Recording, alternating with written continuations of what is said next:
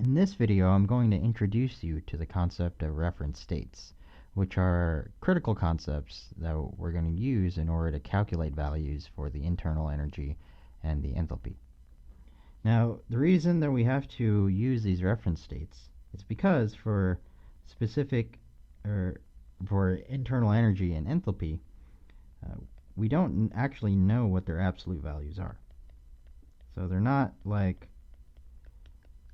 velocity or mass, which have very strict and rigorous definitions, right? And the reason for that is because we cannot actually measure internal energy and enthalpy directly. Right? We don't have a tool like an enthalpy meter or anything that will allow us to measure these properties at the press of a button. And so in order to gauge what the internal energy and enthalpy of a system are, we actually turn to energy balances. Right? So delta U, delta H are determined via energy balances. We saw that for a closed system,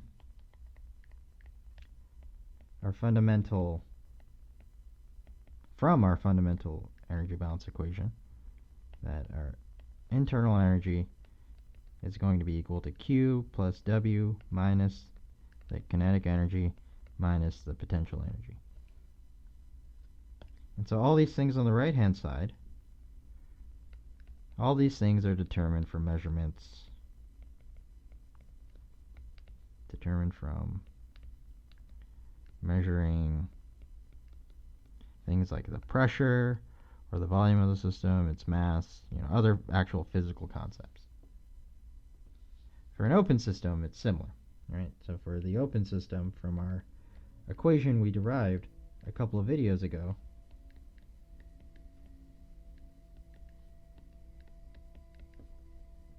delta H dot is equal to Q dot plus the shaft work minus the kinetic energy minus the potential energy. Right? But this begs the question, right? If we're calculating values of the internal energy and the enthalpy, but we don't know the absolute values, what do these reported values mean? Right? So, but what are the changes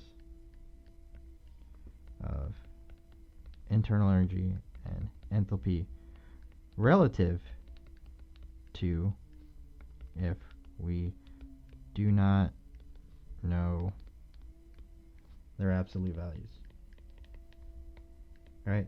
So for instance, let's say from our energy balance we calculate that the specific enthalpy change of the evaporation of water is 25,000 kilojoules per kilogram. Is that a big value or is that small? How can we tell? So what I want you to do here is I want you to pause the video and I want you to kind of think about how we could overcome this sort of issue of not really knowing any absolute values of internal energy or enthalpy. To overcome this paradox, what we do is we typically define what we call a reference state for the internal energy and the enthalpy. So to overcome this paradox, we define reference state values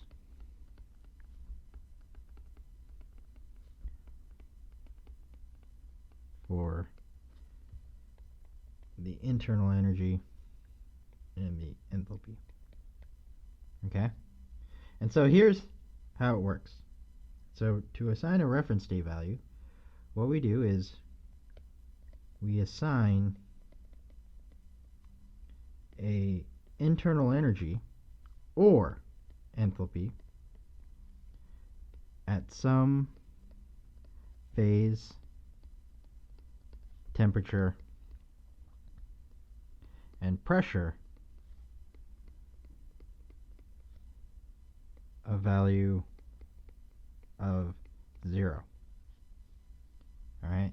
And so what I mean by that is we either say the internal energy at some reference phase, reference temperature, and reference pressure is equal to 0. Alright?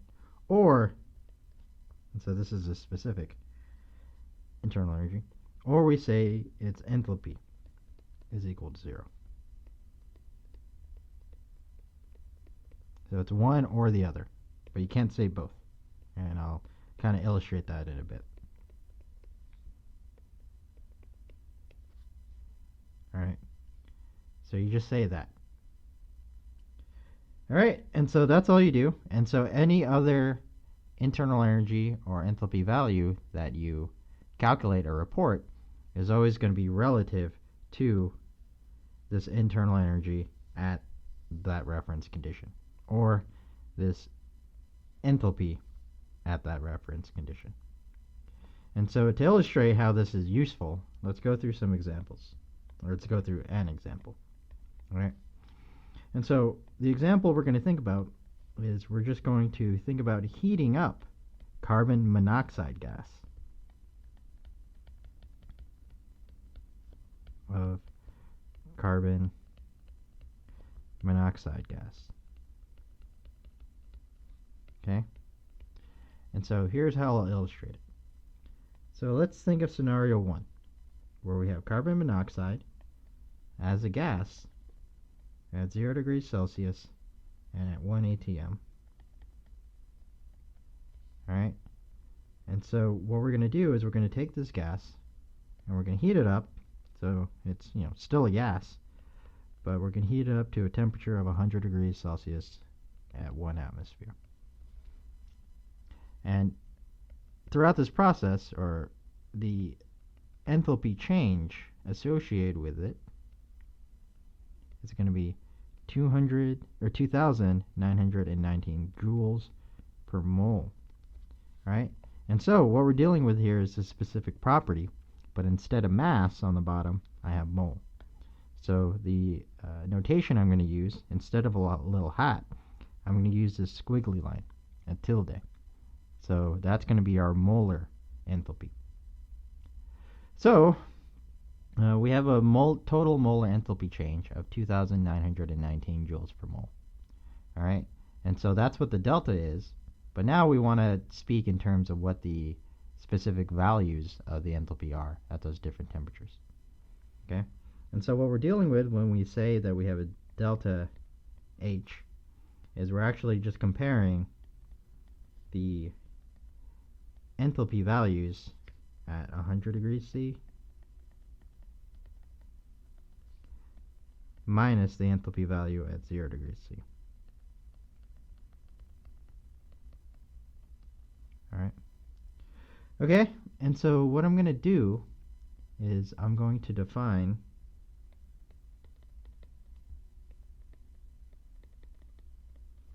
our reference condition to be the carbon monoxide at 0 degrees Celsius and the 1 atm. Alright, and so since we're saying that's our reference, we're going to give that a value of 0. So that when we go back to this delta H and we compare the 100 degree value to the 0 degree value, since we're saying the 0 degree value is our reference,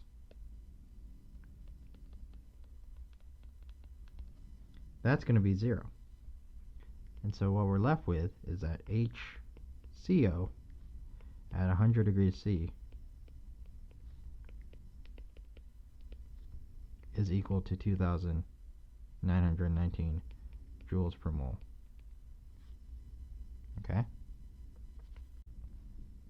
Let's now move on to the next scenario, which I'll go to the next page to do, where we take that same carbon monoxide, and what we do is we heat it from 0 degrees Celsius, 1 atm in the gas phase, now to a much higher temperature. 500C, 1 atm. Okay? All right, and if we, do the experiment and measure the molar enthalpy change, right, and solve the energy balance, let's say we calculated a delta H of 15,060 joules per mole. Okay, so let's say we want to know what the H at 500 degrees C was.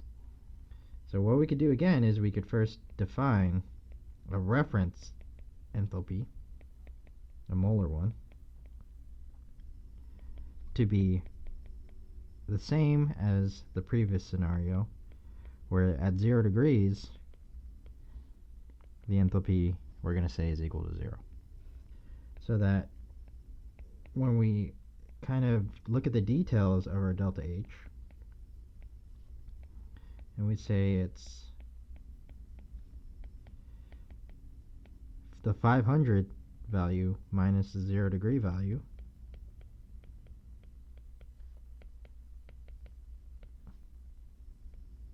right? Because the 0 degree value is still our delta H, or our reference, we could say that's equal to 0. And so now we're saying that at 500, the enthalpy is just equal to that 15,000 value. So far, these scenarios have been somewhat contrived and a bit trivial. But in this last scenario, I'm going to show you why it's useful to think about or to define reference states. Okay? And so, here, what we're going to do now is we're going to take carbon monoxide and we're going to heat it from 100 degrees Celsius and 1 atm to 500 degrees Celsius and still at the same pressure, 1 atm.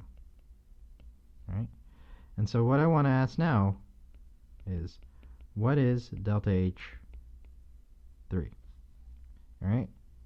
And so in this case, so let's say in the previous 1 and 2 examples, we had to do a measurement in order to determine what delta H1 and delta H2 were. But in this case, now we want to just predict, based on those first 2 experiments, what the delta H3 would be in an experiment we haven't done yet. And so in order to estimate what that is, what we could do is we could use the information we previously have, and we could be a bit clever about it. Because what we could do is we could once again define a reference enthalpy to be the carbon monoxide at 0 degrees Celsius and 1 atm to be equal to 0. Right? And so, if we wanted to estimate a delta H3, by definition, it would just be this stuff, right?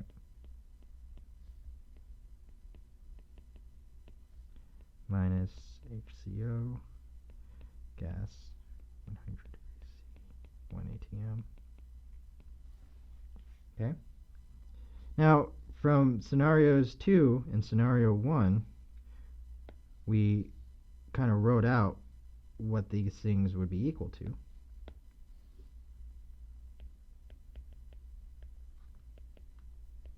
Delta H2 minus a reference state, and then this is minus delta H1 minus H reference. Right? Alright, and so in both cases, or because we have that reference state in both parentheses, these things cancel out. And so what we're left with is that delta H3 is just going to be our delta H2 minus our delta H1. Right. And so here, joules per mole. All right, and so by using information from our first 2 scenarios, we were able to estimate what the change in the molar enthalpy would be for our third scenario. And what I want to point out here is we could easily do this because in the first two scenarios we defined our reference states to be at that 0 degrees Celsius condition, right? And so in that third scenario, because the reference states for both systems were the same, we could cancel them out. And that allowed us to easily then just subtract the delta H information we had previously. All right? And so, really, the main point I want to emphasize with this exercise is that the use of reference states allows us to communicate internal energy and enthalpy values in tabulated form or in tables. Delta U or U and H in tables. All right? And so, for example, based on the delta H values that we calculated in the kind of scenario that we went through, we could prepare an enthalpy table for carbon monoxide where we have temperature in one column and then just molar enthalpy in another column with units of joules per mole, right? And we could write out what that molar enthalpy would be at different temperatures. So 0, 2919, and 15060. Okay? Now, the delta here is not shown explicitly, right? Typically, you'll just see just the enthalpy symbol. But that's because it's implicitly saying that all these enthalpy values are relative to some sort of reference state. Okay?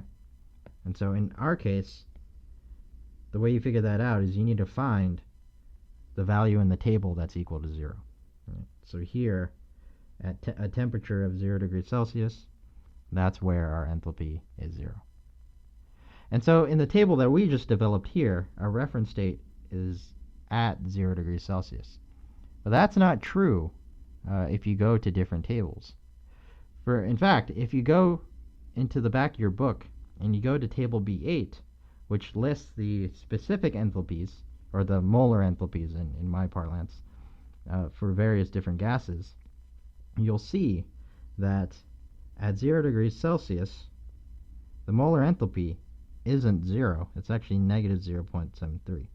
Right? And in fact, their reference temperature is at 25 degrees Celsius. And what that means is that if you go to a value of 500 and look up the enthalpy, you actually get a different number than what we got. We had 1560 joules per mole. Well, they have 1438. All right? And so, when you're reading these different tables, one important thing to look for is, what is the reference state that's being used in each of these tables. So to kind of write down and summarize the things I've said, when looking at these enthalpy and internal energy tables, always be on the lookout for what their reference states are. Some will report that reference state, and some will not.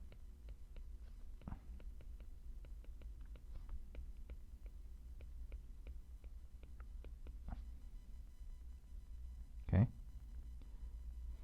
And if they use different reference states, that means that the values of the enthalpies that they are going to report will be slightly different. And so, some thought questions. If another CO table used HCO, or the carbon monoxide enthalpy at 25 degrees C and 1 atm, as href,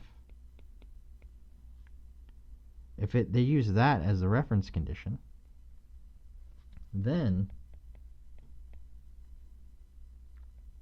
the value of HCO at 100 degrees C and 1 atm would be different.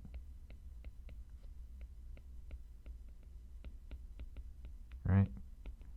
Because on the previous page, our reference temperature was 0 degrees Celsius. And so as a result, that allowed us to say that relative to 0 degrees Celsius, the molar enthalpy at 100 degrees C is 2919. But if we used a different reference state, then our enthalpy value at 100 degrees C would be different. Right? But the sort of nice thing about this is that if we compared within a single table two different enthalpy values, the differences would be the same. That delta would be the same. So from other table, H3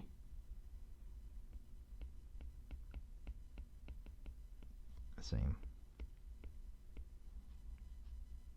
And that's because when we calculated delta H3, we have to remember it ended up being delta H2 minus href